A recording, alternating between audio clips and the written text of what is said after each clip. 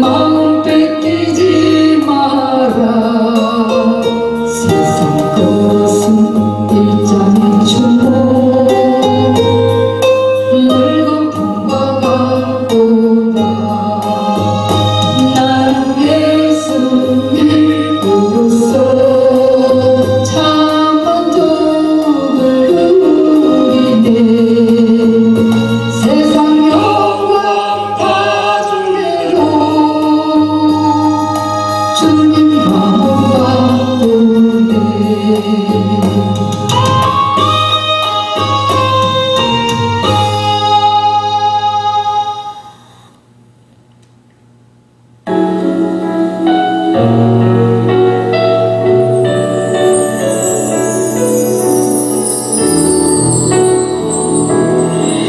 내게 복 주신 분 하나님,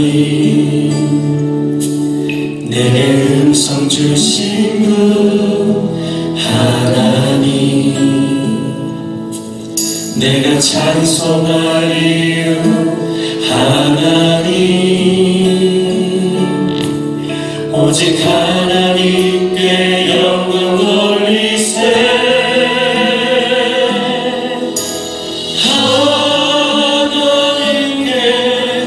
영광 돌리세. 이것이 내가 드린 삶의 예배라. 오직 하나님께 영광 돌리세. 영원히 내가 드린 삶의 예배라. 나를 인도하신 나를 인도하신 분 하나님, 나를 축복하신 분 하나님, 나를 사랑하는 분 하나님, 오직 하나님께 영광 돌리세.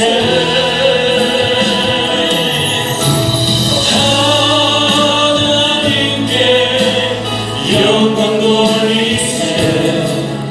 이것이 내가 드린 삶의 예배라. 오직 하나님께 영광 돌리세. 영원히 내가 드린 삶의 예배라.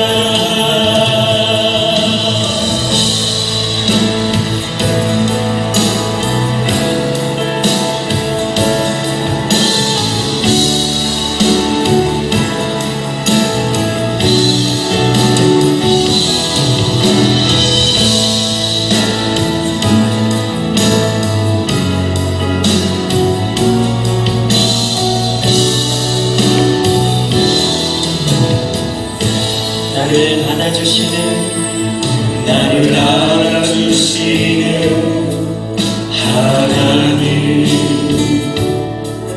눈물 닦아주시는 하나님, 다시 힘을 주시는 하나님, 오직 하나님께 영광 돌리세.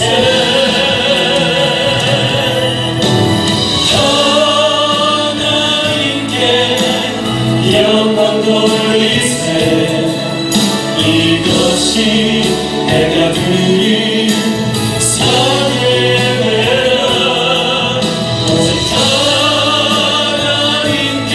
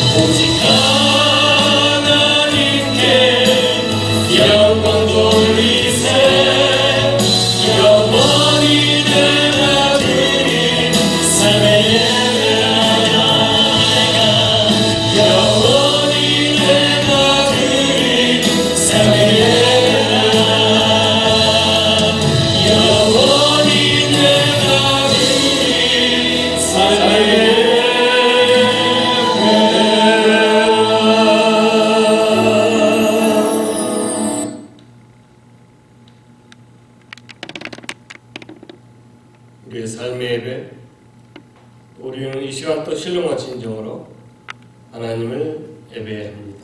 함께 기도하겠습니다. 아버지 하나님, 살아계신 하나님을 찬양하고 예배합니다.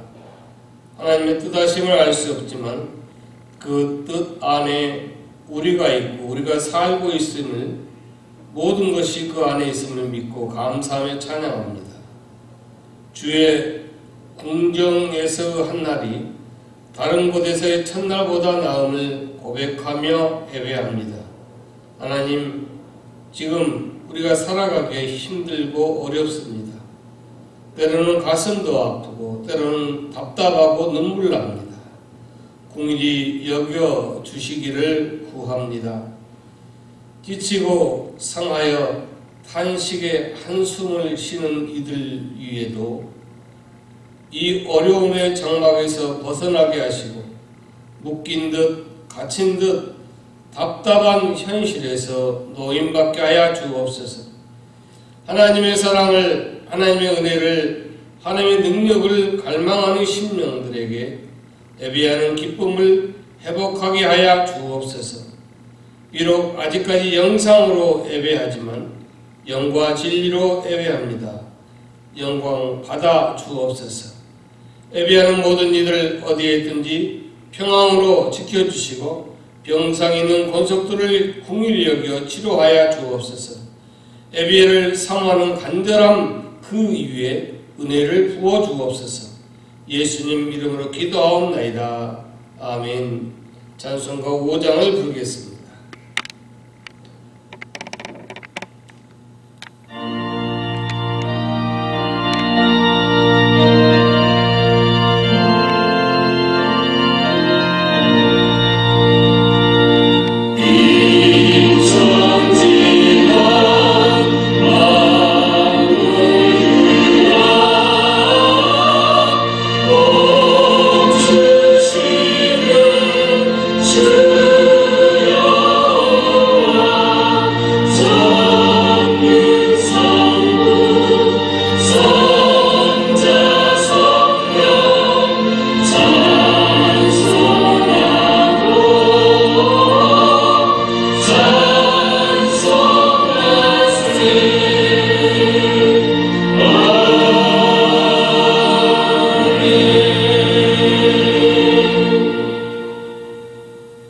교독은 37번 시편 91편을 함께 교독하겠습니다. 시존자의 은밀한 곳에 거주하며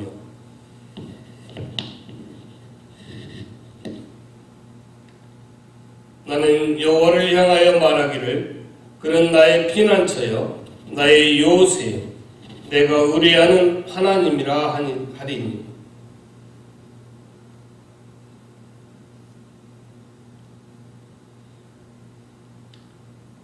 그가 너를 그의 깃으로 덮으시리니 내가 그의 날개 아래에 피하리로다.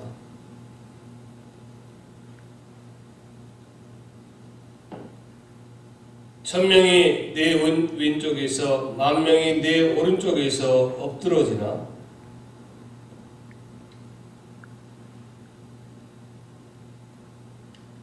그가 너를 위하여 그의 천사들을 명령하사 다같이 교독하시겠습니다. 하나님이 이르시되 그가 나를 사랑한즉 내가 그를 건지리라. 그가 내 이름을 안즉 내가 그를 높이리라. 아멘. 다같이 사도신경으로 우리의 신앙 고백하시겠습니다. 나는 전능하신 아버지 하나님 천지의 창조주를 믿습니다. 나는 그의 유일하신 아들 우리 주 예수 그리스도를 믿습니다. 그는 성령으로 잉태되어 동정녀 마리아에게서 나시고 본디오 빌라도에게 고난을 받아 십자가에 못 박혀 죽으시고 장사된 지 사흘 만에 죽은 자 가운데서 다시 살아나셨으며 하늘에 오르시어 전능하신 아버지 하나님 우편에 앉아 계시다가 거기로부터 살아있는 자와 죽은 자를 심판하러 오십니다. 나는 성령을 믿으며 거룩한 공교회와 성도 교제와 죄를 용서받는 것과 몸의 부활과 영생을 믿습니다. 아멘. 다 같이 찬송가 316장을 부르겠습니다.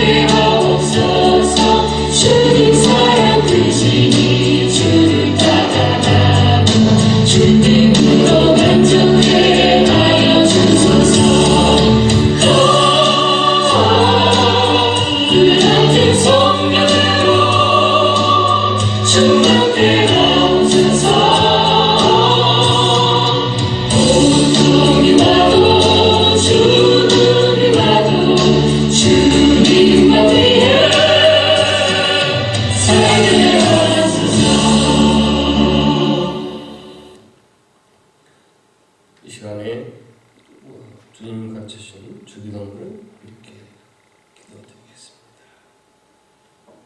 하늘에 계신 우리 아버지의 이름을 거룩하게 하시며 아버지의 나라가 오게 하시며 아버지의 뜻이 하늘에서와 같이 땅에서도 이루어지게 하소서. 오늘 우리에게 용할 양식을 주시고 우리가 우리에게 잘못한 사람을 용서하여 준 것 같이 우리 죄를 용서해 주시고 우리를 시험에 빠지지 않게 하시고 악에서 구하소서. 나라와 권능과 영광이 영원히 아버지의 것입니다. 아멘. 이 시간에 우리가 준비한 각양 여러 기도하는 제목과 우리의 신앙과 믿음을 다하여 하나님께 준비한 예물을 봉헌합니다. 우리가 이렇게 준비한 예물을 여러분 예배 중앙에 놓으시고 찬송가 633장을 부른 다음 하나님께 예물을 봉헌하겠습니다.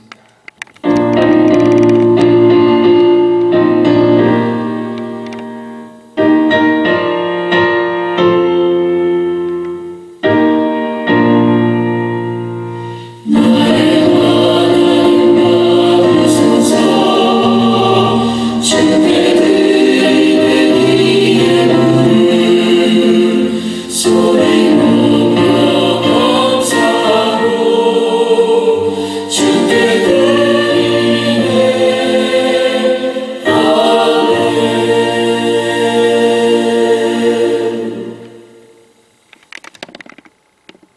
시간 힘들고 어렵지만 우리의 믿음의 신앙의 정조를 지켜 아버지 것을 우리 얻은 것에 그 중에서 구분하여 드리는 11조 예물이 있습니다. 감사하고 받으면 하나도 버릴 것이 없다는 그 믿음과 신앙으로 범사에 감사하는 믿음으로 감사임을 드립니다. 오늘이 비록 우리가 영상 예배지만 성일 주일임을 우리가 기억하여 성일행을 올립니다. 성교와 건축과 여러 기도 제목과 여러 마음의 소망을 담아드리는 예물까지 흠양하여 주옵소서. 오늘 예물 드리는 손길과 가정, 그들이 위해 처한 모든 일들, 그들 가정, 자녀, 그들 모든 출입과 그들 모든 기도하는 것 위에 하늘 문을 여시고 살아계셔서 역사하시기를 하나님의 그 은혜가 늘 차고 넘치도록 늘 체험되어져 간증하고 살도록 은혜와 복을 주옵소서. 건강의 복을 주시고 영혼의 강건함을 주어서 이 땅에서 성도로 끝까지 담대하게 살아 승리하게 하여 주옵소서. 또한 오늘 드리지 못하는 그 손길과 믿음과 신앙 위에도 함께하여서 동일한 은혜를 주시되 하나님 드릴 수 있는 믿음과 신앙도 환경도 허락해 주옵소서. 주께 바라고 원하기를 간섭해 주셔서 오늘 드려진 이 예물을 사용할 때마다 하나님 나라와 하나님 영광을 교회를 위해 사용하도록 늘 인도해 주옵소서. 예수님 이름으로 기도하옵나이다. 아멘. 하나님의 말씀입니다. 오늘 하나님의 말씀은 사도행전 1장 9절로 11절입니다.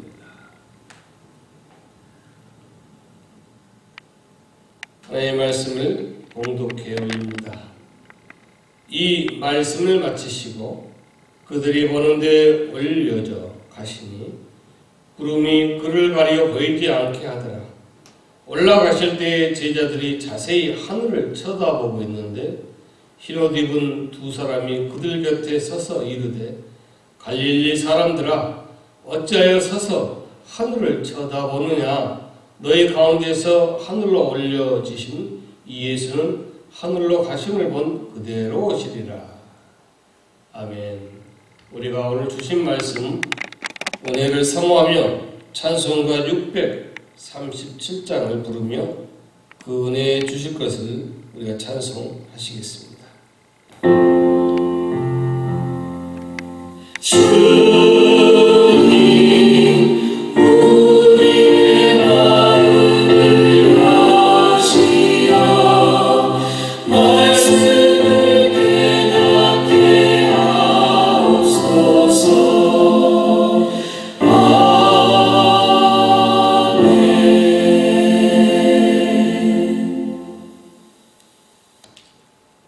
오늘은 그림처럼 예수님의 승천하심에 대해서 우리가 묵상해 보고자 합니다.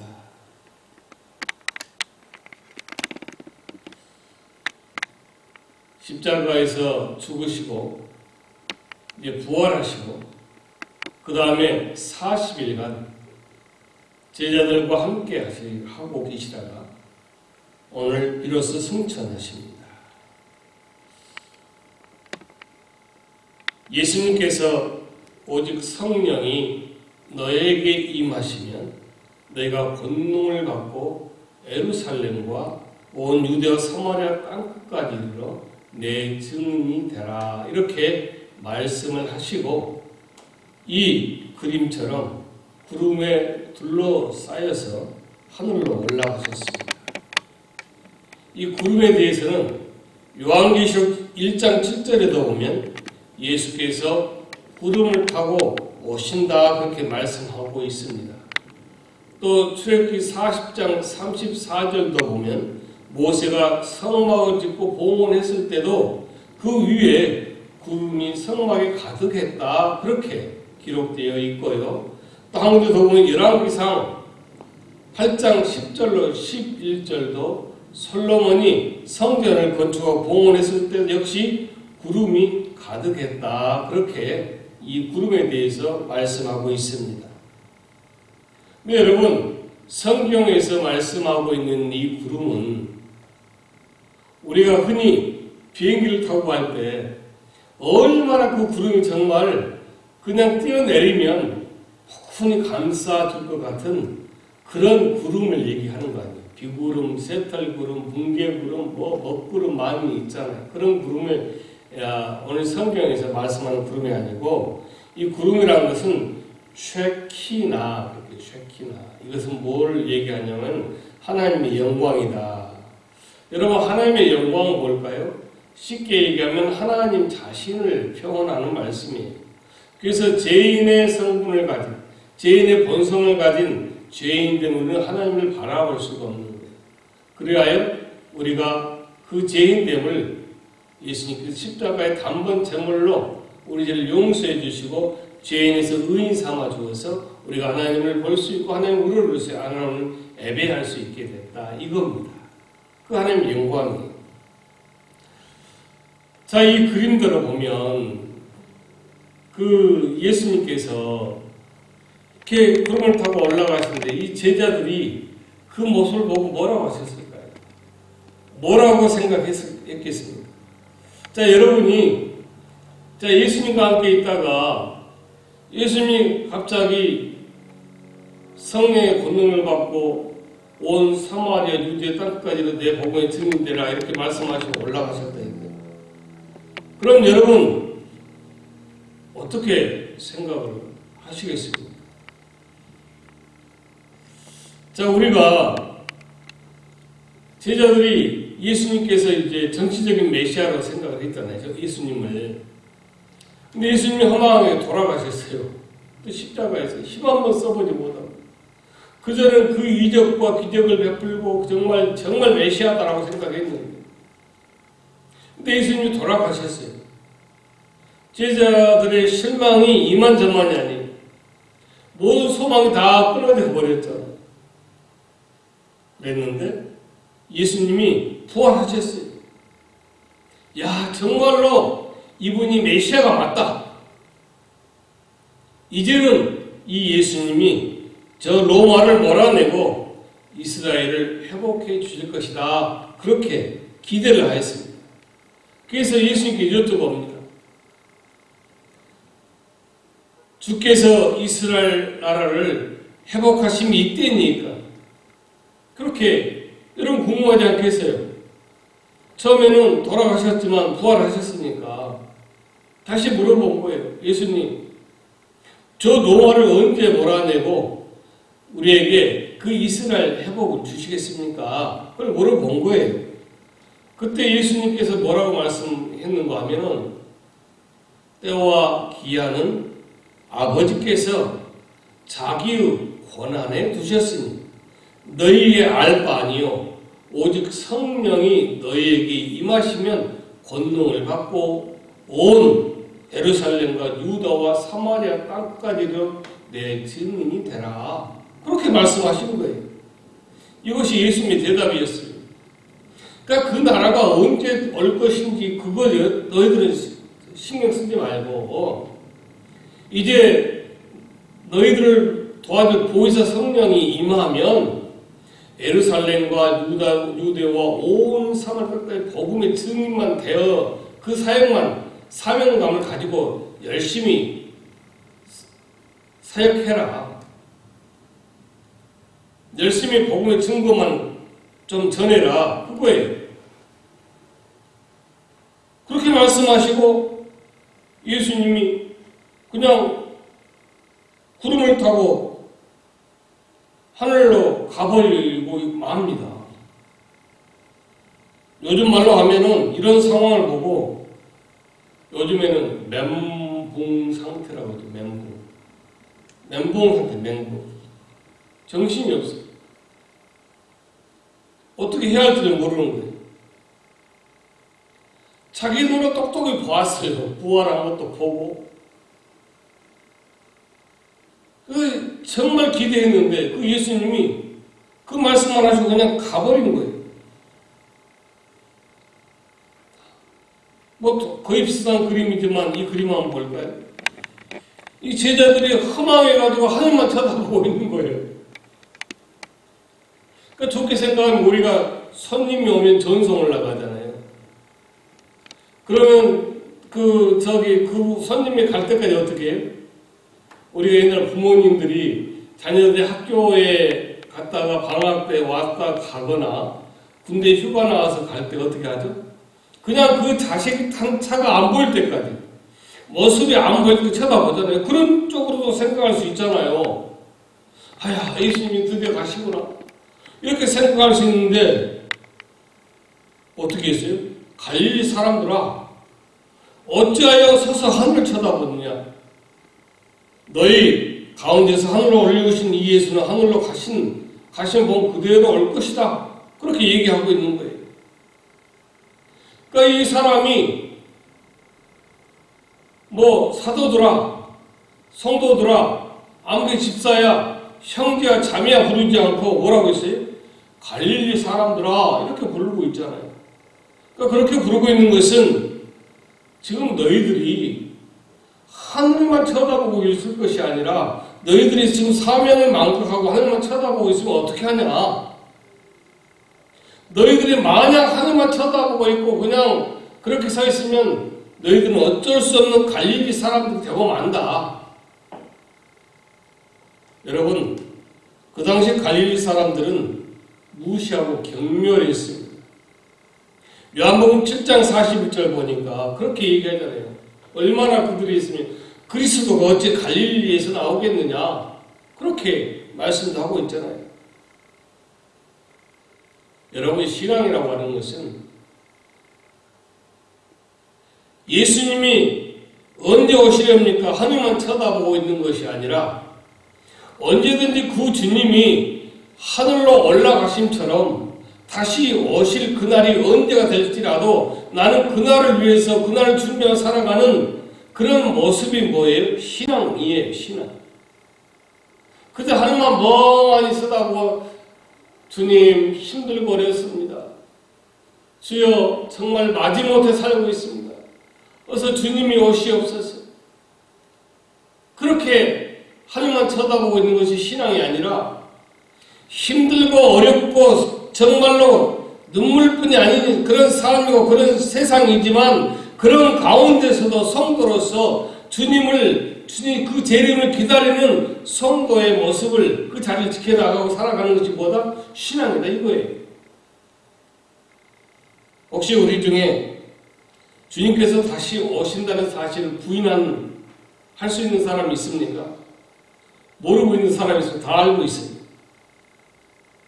아마 주님께서 다시 재림하지 않는다면, 다시 오시지 않는다면 우리가 예수 믿을 필요가 없어요. 오늘도 이렇게 예배 드릴 이유가 없습니다.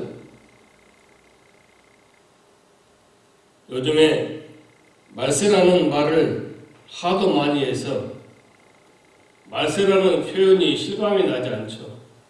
조금 무슨 상황이 타지면 말세야 말세. 이번에 코로나의 바이러스 문제도 말세라고 얘기한 사람도 많고 또 그렇게 생각하는 사람도 있어요. 그래서 어떻게 요즘 얘기하는 건 말세라 하냐고, 말세 지말이다 그렇게 얘기해요. 말세 지말. 말세 중에서도 이제는 막바지다. 최고의 마지막이다. 그렇게 얘기하고 있습니다. 여러분 생각은 어떻습니까? 말세 지말 같습니까? 사람들은 있잖아요. 말세라고 하면 일단 이것을 시간적인 개념으로 생각을 해요. 주님이 언제 오시느냐? 그래서 이단들이 많이 발생하게 되는 거예요. 왜? 주님 오시는 것만 그냥 급급해요. 그런데 이 말세는 시간적 개념이 아니라 앞으로 얼마 남았느냐 하는 것이 말세의 주된 관심사입니다.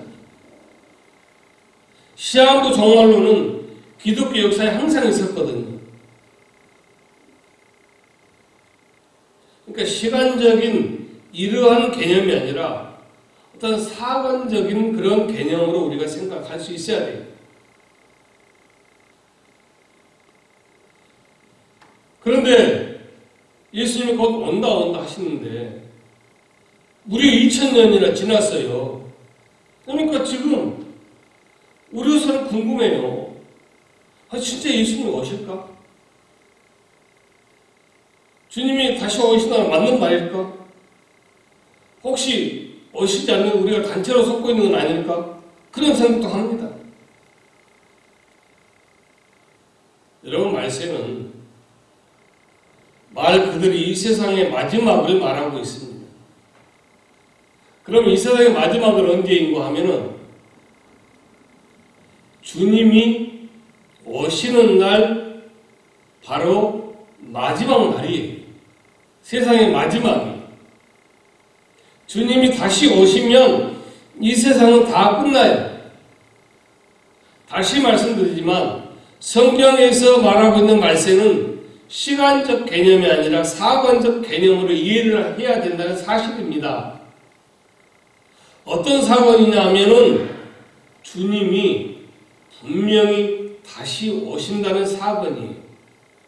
옛날 말구유에 베들레헴 말구유에 주님이 오셨던 그 사건처럼 주님이 다시 승천했던 그 사건처럼 다시 주님이 오시는 그 사건, 그 사건의 개념으로 우리가 이해를 해야 된다는 사실입니다. 주님께서 이 땅에 오셨다가 다시 가셨어요. 그러니 이제 남아있는 것은 오직 다시 오시는 거예요. 재림입니다. 이런 사실을 가리켜서 말세라 하는 거예요. 즉 예수님의 승천에서 예수님이 다시 오실 때까지를 뭐라고 한다? 말세 기간이다. 그렇게 우리가 이해를 해야 된다는 사실입니다. 여러분, 잠깐 구약에 있는 무드셀라 여러분 아시죠? 무드셀라는 성경에서 가장 오래된 그 생명력을 가지고 살았던 장수한 사람인데 몇 년 살았죠?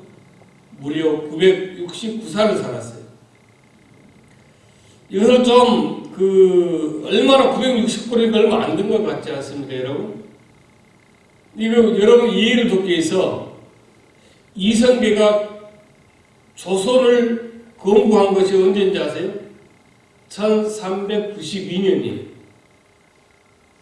그때 태어난 사람이 지금 살고 있다고 한다 쳐도 앞으로 360년을 더 살아야 돼요. 그 사람 이성계 시대에 태어났던 사람 지금 살고 있다고 그래도 지금 몇 살인고 하면 629살이에요. 그러니까 360년을 더 살아야 969살이에요. 여러분, 그 무드셀라의 아버지는 누구죠? 익히 잘 알고 있는 에녹입니다. 에녹은 하나님과 동행해서 죽음을 보지 않고 승천한 사람이죠. 창세기 5장 21절 24절은 말씀하시기를 에녹이 65세에 무드셀라를 낳았고 무드셀라를 낳은 후 300년을 하나님과 동행했다. 그렇게 기록하고 있습니다. 그리고 이건 무슨 말씀인가 하면은 무드셀라를 낳기 전에는 이 에녹이 하나님과 동행했는지 안 했는지 그거 모르겠지만 하여간 무드셀라를 낳은 후에는 확실하게 에녹이 하나님과 동행했다. 그것을 말씀하고 있는 거예요. 무슨 얘기인가 하면은 자, 히브리 사람들은 뭐 우리나라 사람들 그 아들 선조 이름에 뜻을 두잖아요. 저도 서로상 복복인데 서로 복을 받게 하자. 뭐 그런 뜻으로 이름을 지었을 것 같습니다. 자, 히브리 사람도 마찬가지였어요. 근데 유독 이 무드셀라는 있잖아요. 그 뜻이 굉장히 특이한데 무드셀라, 내가 죽으면 세상이 심판을 받는다 이런 뜻이에요. 어휴, 굉장히 무섭죠. 그러니까 무드셀라가 죽으면 세상에서 심판을 받는다. 우리 어머니 부모님들 보면은 무슨 옛날에는 점을 많이 봤잖아요. 얘가 물을 조심해야 됩니다. 아니면 어디를 조심해야 돼. 그러면 평생 물을 가까이 하지 못합니다. 왜? 그 말이 상황이라서. 그렇잖아요. 그런 사람도 들어봅니다. 마찬가지로 이 무드셀라의 뜻이 뭔가 하면은 무드셀라가 죽으면 세상이 심판을 받는다는 거예요. 그럼 이런 이름을 지으려면 이 무드셀라의 아버지 에녹이 그냥 심심해서 너 이름을 무드셀라라 하고 너가 죽으면 세상 심판 받는 걸로 그렇게 짓자. 그렇게 했을까요? 어림없는 설이죠. 이런 엄중한 무서운 의미를 담고 있는 이 이름은 틀림없이 뭔가 특별한 계시가 있었을 거예요. 자, 유다서 1장 14, 15절 아담의 7대 son 에녹이 사람들에게 대하여 애언하여 이르되 보라 주께서 그 수원의 거룩한 자와 함께 임하셨네 이는 무사람을 심판하사 그렇게 말씀하고 있어요. 그러니까 에녹은 세상을 심판하고 정죄하는 것에 대해서 애언을 한 적이 있습니다. 이런 애언은 자기 마음 내키는 대로 할 수 있는 얘기가 아니에요. 자, 여러분, 제가 지금 설교 중에 예수님이 한 달 후에 9시에 재림하신다라고 할 수 있어요? 그렇게 하는 사람도 있죠. 그 사람도 전부 이단, 거짓 선지자, 가짜잖아요. 그럼 에녹이 하나님과 동행하다가 그대로 하나님 불림을 받았는데 그 사람이 가짜일까요? 그러니까 이런 세상의 심판과 정죄에 대해 애언을 했다는 것은 자기 마음대로 할 수 있는 얘기가 아니었다 이거예요. 역시. 그러니 이 아들 이름을 무드셀라라고 지은 점과 연결해서 생각해 보면 에녹은 아마 하나님께로부터 내가 이 세상을 심판하겠다. 그것이 언제냐 하면 내 아들이 죽을 때다 하는 계시를 받은 것이 확실합니다. 그러니까 에녹이 더 정신을 차려서 근신을 할 때가 언제부터인가 하면은 아들이 죽으면 세상의 심판을 받게 된다는 이 사실을 계시를 받은 후부터가 더 긴장하고 정신 차려서 근신해서 세상을 살지 않겠습니까? 왜? 천사로부터 하나님부터 직접 그 계시를 받았을 것인데 그 전에는 그렇게 동행하지 않다가 무드셀라가 태어난 후부터는 이 무드셀라가 죽으면 세상이 심판을 받으니까 마음대로 살 수가 없는 거예요. 그러니까 무드셀라도 지키지만 내 자신도 지켜야 되는 거예요. 여러분, 요즘과 달라서 유아 사망률은 그때 당시 굉장히 높았잖아요. 우리나라도 보면 100일 잔치, 돌잔치가 왜 있습니까? 많은 유아들이 건강상으로 여러 이유로 죽었어요. 그래서 100일을 살아준 게 너무너무 기쁘고 감사한 거예요. 돌도 마찬가지잖아요. 역시 에녹이 나올 때도 마찬가지였어요. 무드셀라가 나올 때도. 그 아들 에녹이 969세나 살았지만 에녹 입장에서는 단 한순간도 마음 놓을 수가 없었어요.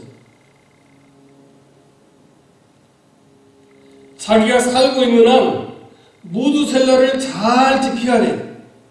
하나님의 말씀 안 신앙 안에서 믿음 안에서 나 역시 그렇게 살아야 돼. 그러다 보니까 에녹이 무드셀라가 태어난 후부터는 하나님과 동행할 수밖에 없었다. 매년 300년 동안. 그러면 정말로 그 이름처럼 무드셀라가 죽을 때 세상 심판이 있었을까? 그냥 제 생각, 제 말을 하지 않고 성경 안에서 한번 기사를 해볼게요. 무드셀라는 187세에 라멕을 낳았죠. 창세기 5장 25절. 라멕은 182세 노아를 낳았어요. 창세기 5장 28, 29절. 노아가 태어날 때 무두셀라는 369세였어요.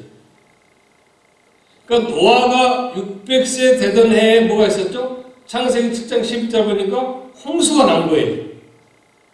그러니까 노아 600세, 600년을 살고 그때 당시 무두셀라가 369, 합하니까 969. 맞죠? 정확하게 하나님은 심판했어요. 하나님께서 에녹에게 네 아들이 죽으면 세상에 심판을 받는다고 말한 그대로 무두셀라가 죽던 해에 세상에 홍수가 있었다는 사실입니다. 그냥 홍수입니까? 홍수에 심판이 있었습니다. 이 사실에 대해서 성경에 에녹이 무두셀라가 태어난 다음부터 하나님과 동행했다고 설명이 되어 있는 거예요. 네. 세상에 심판이 있는 것을 아는데 하나님과 동행하며 사는 것보다 더 큰 문제가 어디 있겠어요? 그러고 보면 저와 여러분은 참 태평합니다. 주님께서 승천하시면서 내가 이대로 오마라고 말씀하셨는데 그날이 언제일지 몰라요, 여러분. 근데 그걸 완전히 잊어버리고 사는 거예요. 여기서 그냥 천년만년 사는 것처럼 살고 있어요. 제가 옛날에 한 500명 정도 나오는 교회 전도사 또 부목사를 그 교회에서 했는데 그 교회는 이제 성도가 많다 보니까 직업이 많잖아요. 제가 아는 분이 가드닝을 한다고 그래가지고 제가 또 그 어지간히 없잖아요. 또 저희 교회 집사님을 한번 소개해 주셨어요. 이제 다른 교회 나가는 분인데. 근데 이분이 평소에 하는 말이 아유 뭐 죽으면 다 놔두고 갈 건데 뭐 잔디를 하면 뭐하냐 막 하는 거예요. 근데 이제 그 안집사님이 자꾸 이게 가드닝 정원 얘기하니까 내가 소개를 해준 거예요. 근데 그 소개받고 그분을 만나본 후에 우리 교회 그때 그 집사님이 다시는 그런 분 소개하지 마십시오. 말로는 뭐 우리가 영원히 살 것도 아니고 우리가 언제 주님 올지 모르고 다 놔두고 갈 건데 뭐 그렇게 하신 분이 이왕이면 싸게 하려고 그리고 더 많은 일을 하게 하려고 그렇게 하더라는 거예요. 그래서 자기가 그 공사를 하지 않기로 했다는 거예요. 사람이 그렇습니다. 에녹은 하나님의 계시를 받고 무두셀라가 태어난 후부터 자기가 죽을 때까지는 동행하면서 살았어요. 하나님께서 산처럼 들림을 받게 하는 그때까지는 동행하면서 살았는데 왜? 언제 심판이 임할지 모르잖아요. 그런데 우리는 너무너무 태평해요.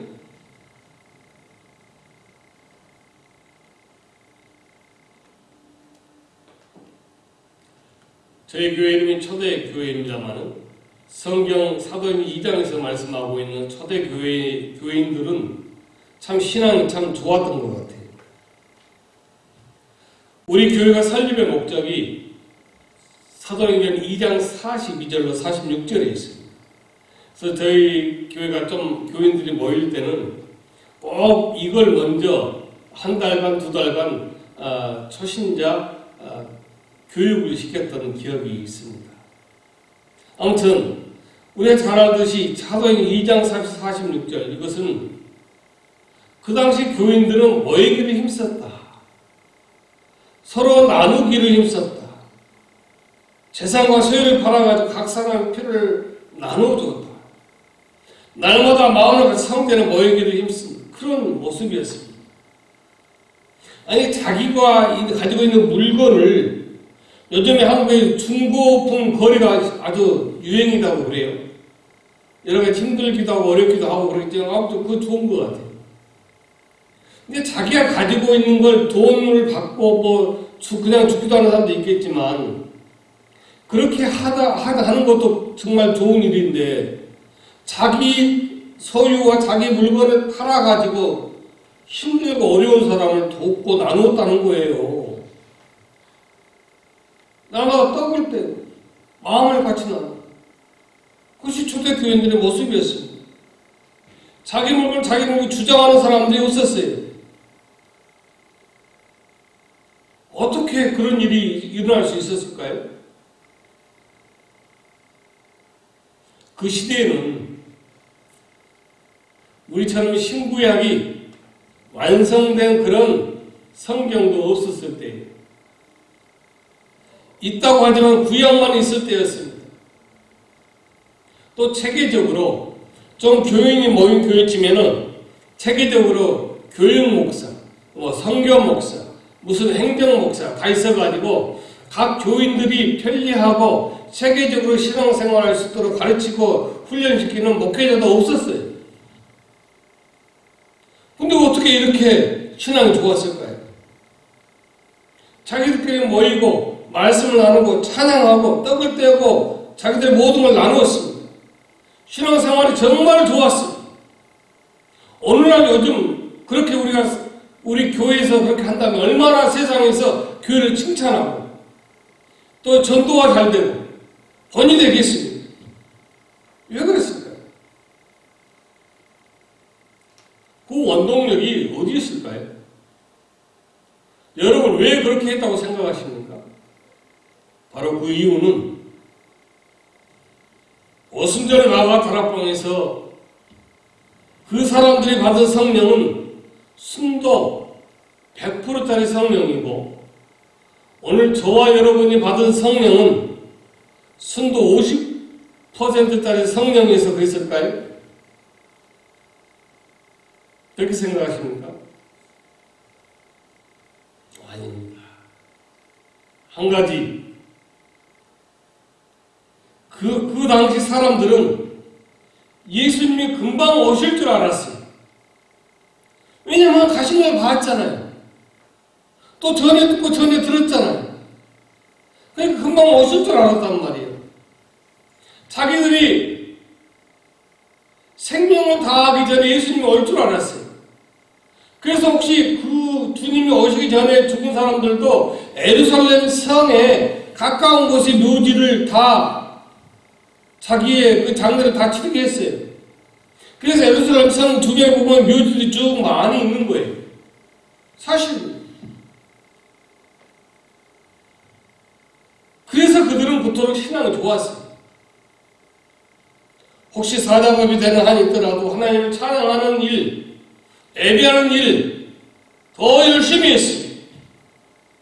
채찍을 맞아도 사자밥이 되어도 정말 목배임을 당해도 더 열심히 찬양하고 예배했어요.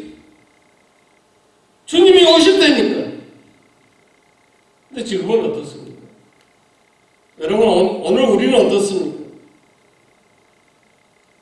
주님이 곧 오신다고 했는데 그렇게 말씀하신 지가 벌써 2000년이 지났단 말씀이에요. 근데 2000년이 지나도록 그 주님은 오시지 않습니다. 말로는 말세다 그렇게 말도 하도 많이 들어서 이제는 누가 말세라고 해도 그 말에 그렇게 신경이 쓰이지 않아요. 맞아, 말세요. 세상이 그렇게 어지럽고 말세지 말이요. 그렇게 같이 얘기합니다.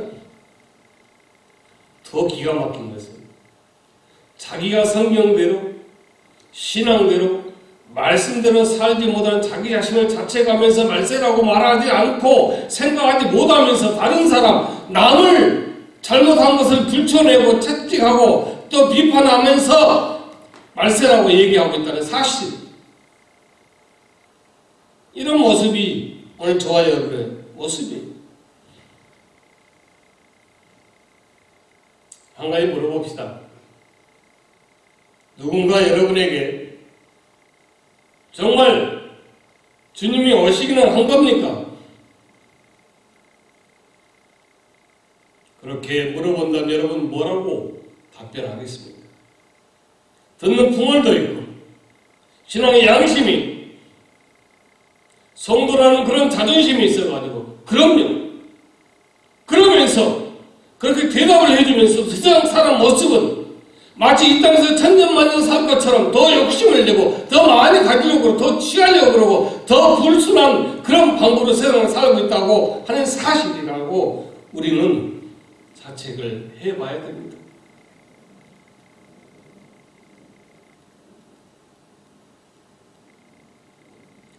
아마 제자들도 굉장히 궁금했나 봅니다. 마태복음 24장 3절 8절 보니까 예수님 제자들 그렇게 궁금해하지 않습니다. 그래서 어떻게 물어보냐면 좋습니다. 그럼 세상 끝날에 어떤 징조가 있는지 그렇게 물었어요. 그랬더니 이렇게 대답하셨어요. 세상 끝날에는 적그리스도가 일어나고 민족과 민족, 나라와 나라 사이 전쟁이 있고 세계 도처에 기근과 지진이 있다. 이렇게 말씀하셨어요. 맞네요, 여러분. 민족과 민족이 지금 전쟁하고 싸우잖아요. 우리 한국도 보면은 그냥 좌파, 우파, 뭐, 여러 가지 이런 적을 가지고 완전히 두동강이 나 있잖아요. 그렇게 몰아가고 있잖아요. 나라와 나라 사이, 전쟁, 기근, 거기다가 플러스 더 코로나 바이러스. 어떻습니까? 지금이 예수님께서 말씀하신 그 말씀의 징조 아닙니까?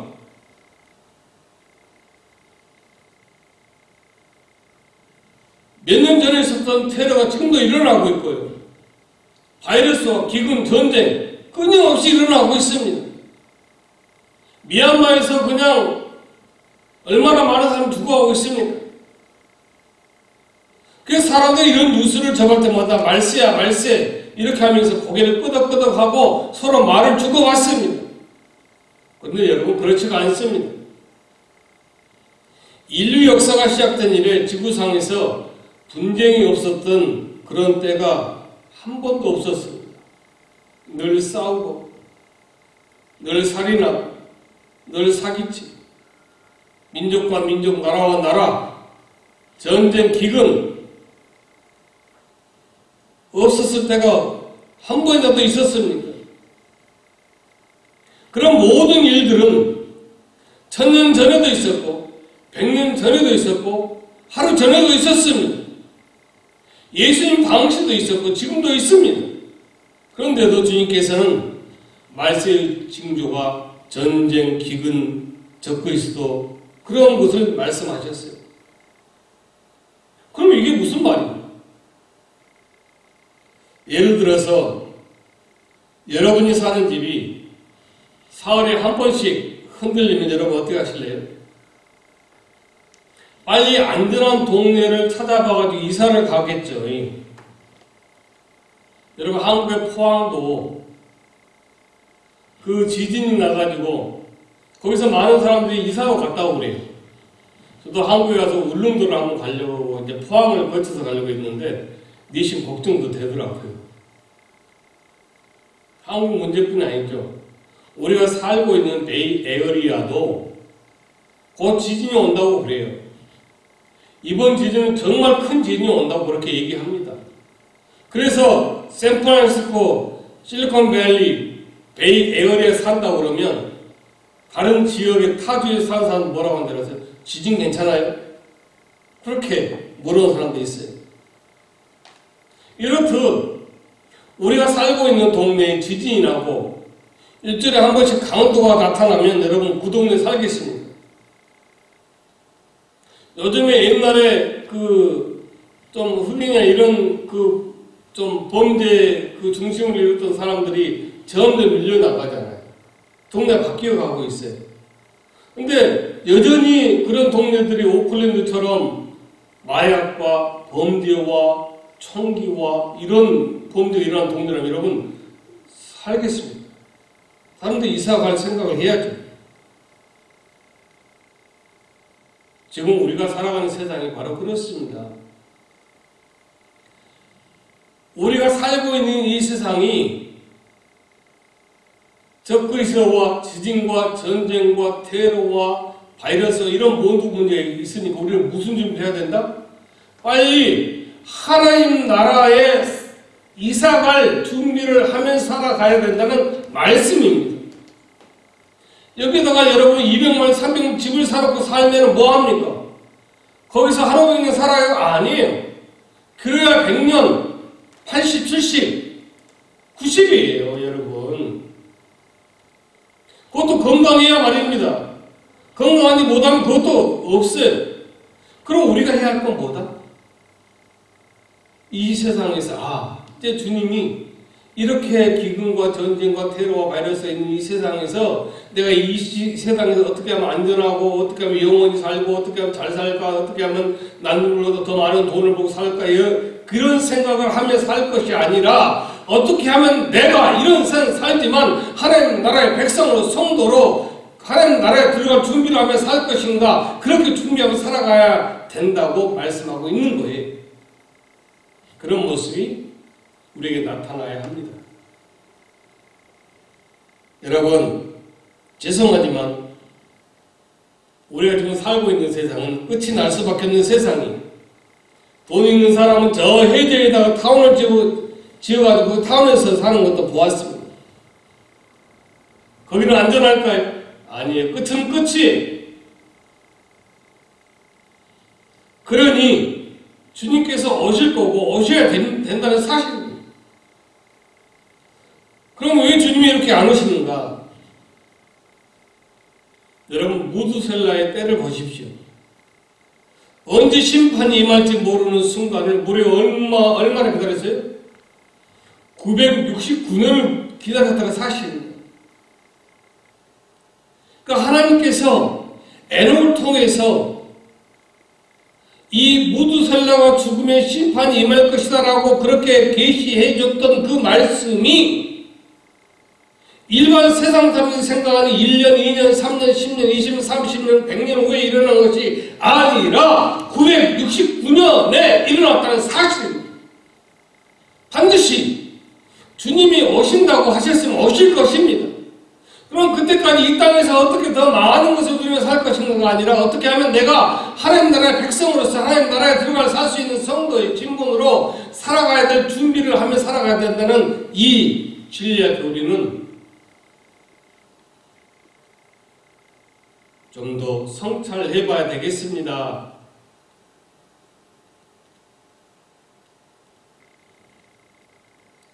하나님께서 직접 일을 계획하신 이상 그 일은 반드시 이루어지고 만다는 사실 여러분 믿으시기 바랍니다. 지금 그럼 저와 여러분이 뭐를 해야 되는가 하면 그때가 언제인지 하염없이 그때를 헤아리고 기다릴 것이 아니라 지금부터 열심히 언제든지 주님이 오시면 갈 수 있는 그 준비를 하면서 살아야 된다는 사실입니다. 여러분 주님이 언제 오시는 거 그걸 알아서 뭐 할 겁니까? 그러면 뭐 그런 분이 있더라고요. 괜히 예수를 일찍 믿었대요. 왜 그런가 하면 세상 재밌는 거 다 재밌게 하고 이렇게 살다가 죽기 한 10분 전에 예수 믿으면 되는데 그렇게 얘기하는 사람도 있더라고요. 그렇게 마음대로 할 수 있는 게 아니잖아요. 우리가 주님이 오신다는 것을 알면 그걸 알아서 에녹처럼 근신하면서 하나님과 동행하면서 살기 위해서 그걸 알고 싶어 합니까?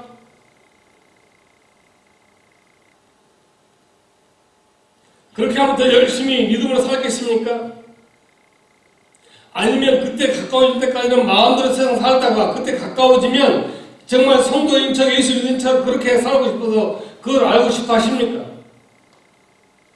우리는 예수님이 언제 오실 것인가? 그런 휴거, 재림, 이단에 현혹되지 마시고 그날이 언제가 될지 우리는 그날을 준비하면서 사는 성도이면 되는 거예요. 그것이 오늘 저와 여러분이 할 일이지 않습니까? 쉽게 이해를 위해서 학교에서 여러분 예비고사를 다 쳐봤잖아요. 예비고사를 볼 때는 평소에는 자 앞사람이 뒤로 한 장씩 다 나눠주죠. 그렇죠? 예비고사를 어떻게 해요? 한 장씩 안 돼요. 선생님이 일일이 다 하나씩 다 나눠줍니다. 그 다음에 시험을 다 본 다음에는 두 손을 머리에 올리게 하죠. 그리고 선생님이 직접 답안지를 거두고 있습니다. 그렇죠? 일단 끝나는 종이에 손을 머리에 올리면 내가 답을 아차 생각나는 그걸 고칠 수가 없어요. 그걸로 끝나는 거예요. 그렇잖아요. 지금 우리가 그렇다는 거예요. 예수님께서 이 땅에 오셨다 승천하심으로 해서 오늘 예수 믿어 성도 된 구원 얻은 저와 여러분은 이미 이 예비고사 시험지를 받아놓은 학생이 되었습니다. 끝나는 종이 울려서 예수님께서 다시 오시기 전까지 열심히 우리는 하나님의 말씀에 순종하고 하나님의 말씀을 깨닫고 하나님의 말씀을 살아가는 거기에서 살아가면서 얻을 수 있는 그 답을 하나하나 써내려가는 거예요. 그리고 예수님 오셔서 종을 치면 머리에 손을 올리고 주님 따라 가는 거예요. 한가하게 시험지 나눠주고 돌아가는 선생님 뒤통수를 감상할 시간이 없잖아요. 이 세상은 이것은 재밌다, 이것은 재밌다, 돈이 많으니까 좋네, 그런 타령할 때가 아니에요. 오늘 본문을 빌려서 말씀드리면 하늘을 우러러 승천하시는 예수님을 발바닥을 쳐다보고 있을 시간이 없어요. 예수님께서 마지막으로 우리에게 하신 말씀이 뭐죠? 오직 성령이 너에게 임하시면 너희가 권능을 받고 예루살렘과 유다와 온 사마리아 땅 끝까지는 내 복음이 증언되라. 그 말씀이에요. 우리가 할 일은 그거예요. 증인되어 살아가는 거예요. 그러니 하늘을 쳐다볼 것이 아니라 예수님이 언제 오시든 그 주님이 나를 언제 부르든 우리는 뭐를 하다 가야 된다? 사마리아 땅까지 증인되어 살아가다가 가야 된다 이거예요. 그것이 오늘 저와 여러분이 신경 써야 할 일인 것입니다. 군대에 가서 요즘에 강철 부대라고 아주 시청률이 꽤 높다고 그래요. 남자 여자 다 좋아한다고 그래요. 뭐 최근에 출연진 때문에 말씀들이 좀 있는데, 아무튼 이 국방부에서 군대 가면 그런 말을 많이 한다고 그래요. 국방부 시계는 거꾸로 매달아도 시계가 돌아간다 이 말이에요. 뭔고 하면 어차피 기한만 채우면 제대한다는 거예요. 힘들어도 탈영하지 않고 그저 시간만 채우면 어차피 때가 되면 제대한다 이거예요. 하지만 신앙생활은 그렇지 않습니다. 어차피 공부를 잘하든 못하든 학교만 자퇴만 안 하고 태양만 안 당하고 학교만 다니면 졸업하면 다 되는 것이 아니잖아요. 열심히 공부하고 배워서 생활에 적용하고 살아갈 수 있는 어떤 그 디딤돌이 될 수 있도록 해야 되지 않겠어요? 군대도 마찬가지예요. 그저 거꾸로 매달아 시간 가는 것만 재촉할 것이 아니라 군인의 사명 다해야 되는 것도 똑같은 거예요. 신앙생활도 역시 마찬가지. 주님께서는 우리에게 각 사람의 행한 대로 반드시 보응해 주고 상급 주실 것입니다. 우리 형제가, 우리 아버지가 목사에서, 장로에서, 권사에서 그거 소용없어. 1대1이에요. 개인전. 오늘 본문에 갈릴리 사람들은 어찌하여 서서 하늘을 쳐다보는 너희 가운데에서도 하늘로 올리신 예수는 하늘로 가심을 본 그대로 오시리라. 그렇게 말씀하고 있습니다. 혹여 여러분 귀에, 여러분 마음에, 여러분 신앙의 양심에 갈릴리 사람들아 어째 승천하신 예수님만 쳐다보고 있느냐 책망하는 음성이 들리지 않습니다. 예수님은 하늘을 쳐다보고 승천하신 예수님 발을 쳐다보고 있기에 쳐다보는 그런 성도를 바라는 것이 아니라 너희가 성령을 받고 권능을 받은 예루살렘과 유대와 사마리아 땅끝까지 이르러 복음을 증거하라는 그 말씀대로 살아가고 증언되어지는 그런 사람을 찾고 계실 것입니다. 믿으십시오. 주님은 반드시 오십니다. 언제 올까를 여러분 기다리고 생각할 것이 아니라 그저 복음에 증인되어 살아가야 우리의 할 일임을 다시 한번 기억해야 되겠습니다. 사랑하는 성도 여러분, 예수님이 부활하시고 승천하셨습니다. 그리고 복음의 증언자 되기를 우리에게 말씀하셨습니다. 그 말씀에 순종하는 저와 여러분 되기를 주의 이름으로 권면드립니다. 기도하겠습니다. 아버지 하나님, 이제 주님께서 십자가에서 죽으시고 부활하셔서 승천하셨습니다. 그리고 내가 성령 그 권능을 받아 예루살렘과 유다 온 땅끝과 사마리아 땅까지 이르는 내 복음의 증인되는 그 말씀들, 우리가 복음의 증인되어 살다가 주님을 맞이할 수 있는 성도와 되게 하여 주옵소서. 예수님의 이름으로 기도하옵나이다. 아멘. 찬송가 181장을 부르겠습니다.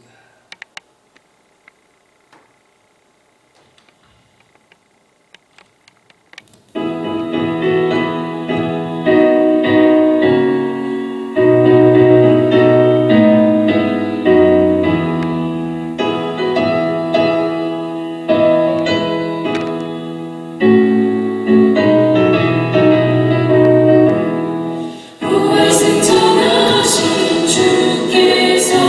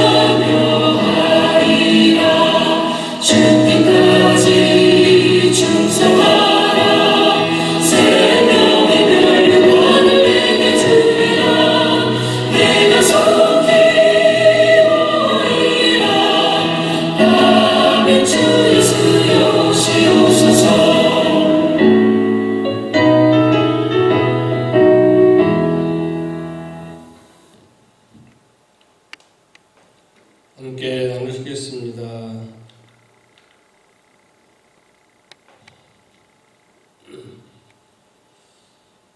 캘리포니아가 많이 완화가 되어 가고 있죠. 이제 마스크를 안 하는 사람도 종종 보게 되고 백신도 원활해 가고 있습니다. 저도 한 일주일 전에 존슨앤존슨을 백신을 맞았어요. 우리가 빠른 그 정상적인 생활을 우리가 기대하고 또 기도해야 되겠습니다. 조금만 더 견디고 이겨나가면 좋겠습니다. 미국 교회가 이 정상화가 되어야만 저희 교회가 정상화가 될 수 있습니다. 아직까지 미국 교회가 뭐 가타부터 아무 말이 없어요.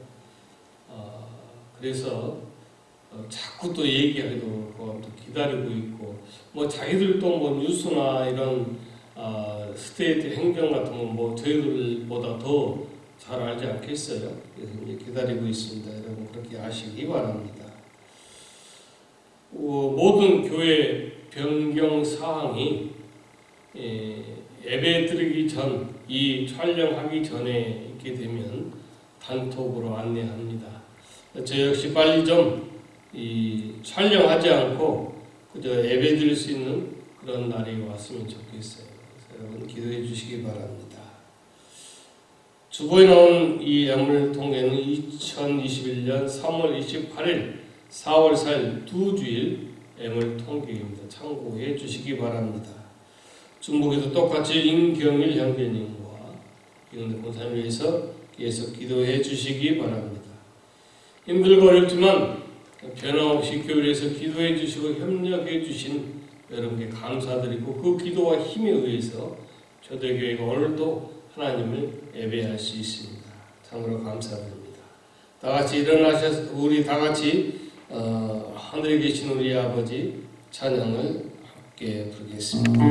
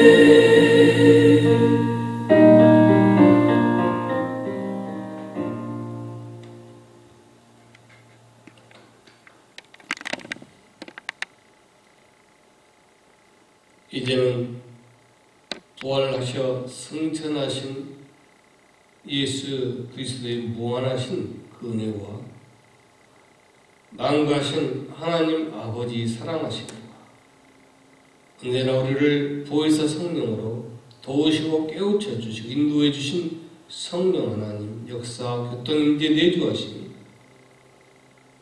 말세지말에 살고 있는 우리가 주님이 꼭 다시 오심을 기억하고 성령을 받아 권능을 받아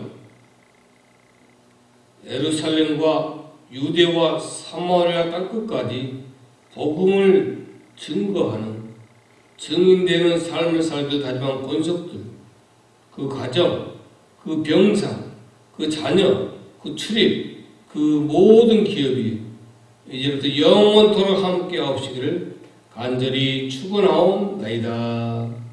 아멘.